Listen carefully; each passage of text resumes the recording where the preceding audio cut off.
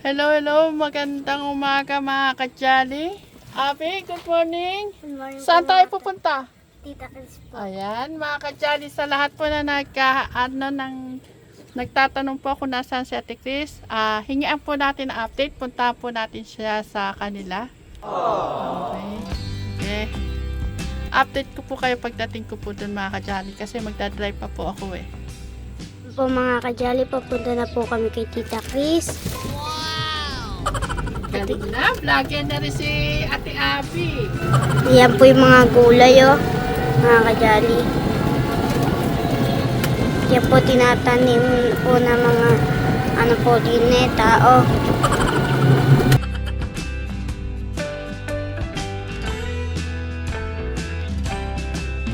Ang dami mga kamatis. May sili. Sili. Ito pa, dahil pa dito. Mga kajali Ito, Abby, ang dami dito, mga kamatis. Kasi ang mahal ng kamatis. Tumama yung nagtanim ng kamatis dito, mga kadyali. Yan po yung iba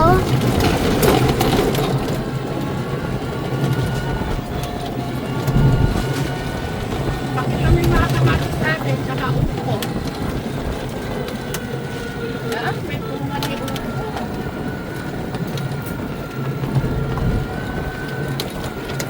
Dami.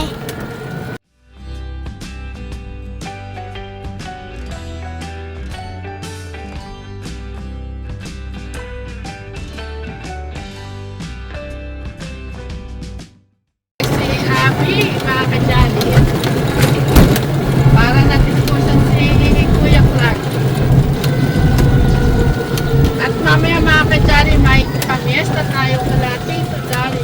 Ayan po. Abby, ito tayo kay Ate Chris. Kuya, mauna ka maglakad. Alam mo na ang bahay ni Ate Chris. Yan mga kadyali, nandito na po tayo sa kina Ate Chris. Kina Chris. Hingian natin ang update. Bakit hindi siya pumapasok?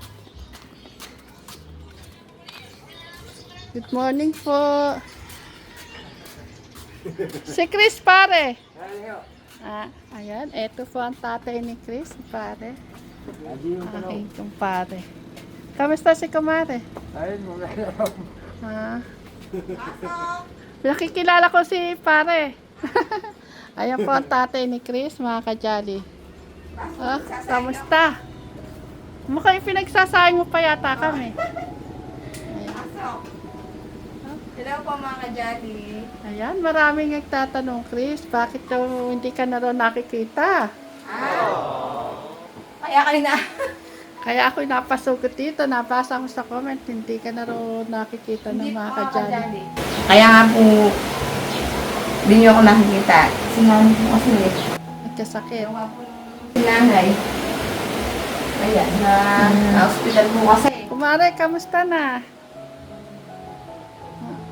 Okay ka, mas okay ka ngayon.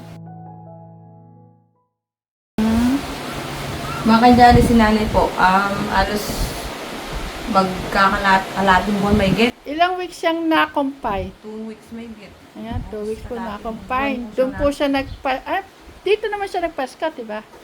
Papas po, New Ah. Year. Dito po siya nagpasko, pero New Year sa hospital po sila. Nandun. Kailan siya lumabas? Noong 13. 13 po yan mga kajali nilabas niya po. Ayan, tagal ni Kumari sa hospital. Doon siya nagbagong taon. Buti kasama si Abby. Abby, buti sumama ka. Nami-miss mo na ako. Sabi ko kay Nanay Carmen, nung pagdating ko, Nanay Carmen, di mo ba ako na-miss? Na-miss nga kita. Sa ko ka nang wala. Akala ko nag-abroad ka na eh. Yung kanin mo, hindi nakasaksak. Akala ko nag-abroad ka na. Sabi Ayan, si Robin. Mag-good morning ka naman, Robin. Padarating niya lang. Saan ka galing? Sa lapungan, lapit ko sila. Yung Ka- kasama eh. May ginagawa ako. Kami naman, makikipamiesta. Mamaya. Oo. Nagtanong muna kay Gina, paano kayo Oo. Sabi ko, hingi muna akong update dito sa'yo kung ano na nangyari sa'yo. Gusto ko sana mag-reply. Oh? Mas maganda, i-vlog ko na lang ako. Para mapanood na lang din ng lahat. Tsaka, mga kajali. Saka hindi rin makaalis kasi matambak kami. Mga kajali. Kaya, pasensya na po kayo kung hindi ko na po naan yung mga bata sa province land. Hindi ko na po nasasamahan sa ninang dahil sa paggabay sa mga bata. Gawa po si nanay nga po. Kaya ganyan po talaga. Dalawa na po kami babae. Oo. Kaya po ang nangyari po mga kajali si nanay po, nung paglabas niya ng ospital, kinuha ko po siya. Ako muna po mag-aalaga sa kanya. Kapag po magaling na siya, doon po siya sa ate ko. Okay, Pasa. Oo, papasa. Para po makapasok man po ako sa promised land. Yan lang po ang update natin kay Ate Chris. Marami na yan, kasi hindi ka na raw nila nakikita. Ang dami na natin vlog na hindi ka kasama. Kailangan po mga kajali, alam niyo naman po, magulang talaga, isa lang.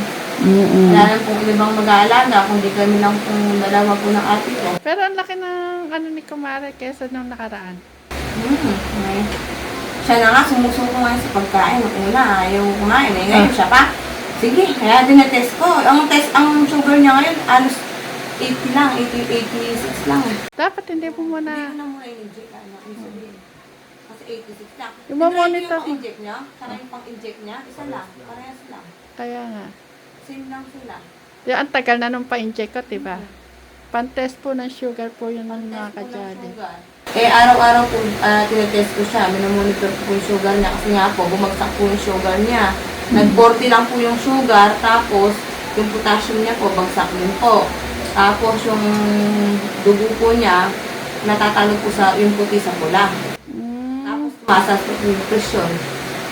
Ninenervous yata si Kumari kasi. Nervous ka na?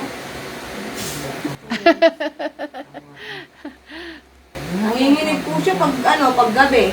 Paano naiisip niya po yung nasa ospital siya? Sabi ko sa kanya, tanggalin mo na yung nung nasa ospital ka. Ang isipin mo yung ngayon, yung kagalingan mo. Huwag kang Kumari magpapaka-nervous.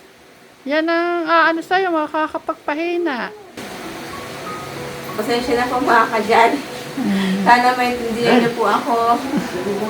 O, Apo, mag-good morning ka naman sa mga kajali. Aba, nilagpasan mo ang mga kajali. O, mag-good morning ka. Good morning po mga kajali. Kaya pati si Apo, hindi na po napupunta po ng Promised Land. May kirot daw yung si ate po wala nagsimba po ng born again. Sabi ko, huwag na muna po isama si nanay, baka mahirapan siya doon. Oo. Susunod na lang po sa pag nag-charge ulit na lang po sa next week. Iyahatid na lang, huwag na maglalakad. Tumitid po si mga paa. Ganyan po talaga mga kajali. Sila Abby naman po tsaka sila Angel. Ano naman po yung mga bata? Pag iniwanan naman po, kaya naman po nila kahit wala po ako. Basta sabihan lang po kung ano yung gagawin nila. Alam naman po nila yun. Alam niyo mga kajali, ang laki na pinayat ni Chris. 10 kilo. Wow! Po ako? Parati pong umiiyak yan nung nasa hospital si Kumare. Kasi siya po ang naiwan dito sa mga pamangkin niya dahil yung ate niya ang pinagbantay nila sa hospital. Kaya alaman po si Chris sa hospital, siya naman po nag-asikaso sa mga anak po ng ate niya. Mga elementary po, meron pa pong kinder. Kaya, kaya dito siya na-stay. Mahirap po kasi mga kajali, papasok siya tapos uuwi. Nakakapagod po yun. Tapos, di ko naman po maiwanan si nanay pag ano. Okay na yun, da? Okay na yun. Basta kumano, huwag kang papaka-nervyos. Yan ang makakapagpahina sa'yo. Nervyos. Ikaw rin naman eh. Bagyan lang siya umubo. Ang tayo ko, bigla-bigla. Katayo ako, umubo na. Kaya tayo ako kagad. Kasi minsan, nalis di po siya makain na. Pag inubo, tayo ako kagad. Biglang tayo talaga. Dapat yata medyo mataas ang una ni Kumare. Parang ako, mataas ang unang ko. Hindi ko kaya yung mababa para po akong nalulunod mga kajali. Malalakas pa na po mga magulang ni Chris. Ngayon lang po ito mga kajali. Ah. Binigay lang po kami pagsubok ni Lord. Ngayon lang nagkasakit si Kumare ng ganyan. Ngayon lang po. Buhat po nung nagkaisip po talaga kami. Dati, check up lang siya kung ano mataya sa kanya. Ngayon talagang na-admit po siya. Tagal. Halos ilang po lang. 2 weeks may higit. Oo. Kasi 28 tapos 13 silang nakahuli. Ay, okay. 27, tapos 13 silang... Makapasko na-admit si Kumare. Ang ganyan kanina, pinanakan ko din sa ano. Oh, maganda yung Kumare naglalakad-lakad.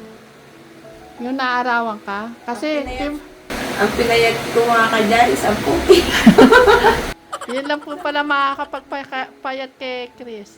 Pero, hindi maganda.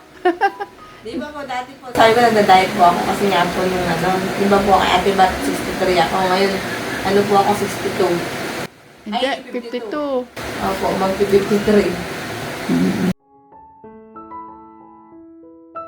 O sige, Chris, paalam ka na sa mga kajali. Kasi, Pakilala mo naman si pare.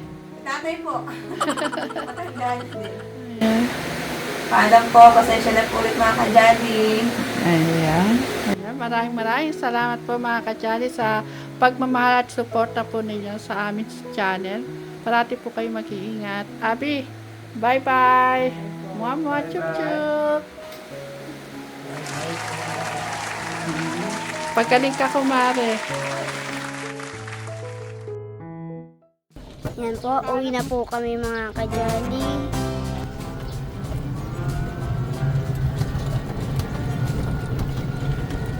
Tita, babay na po kayo sa mga kajali. Ayan, mga kajali, bye-bye po. Eh, mamaya-maya po, pupunta po kami kailangan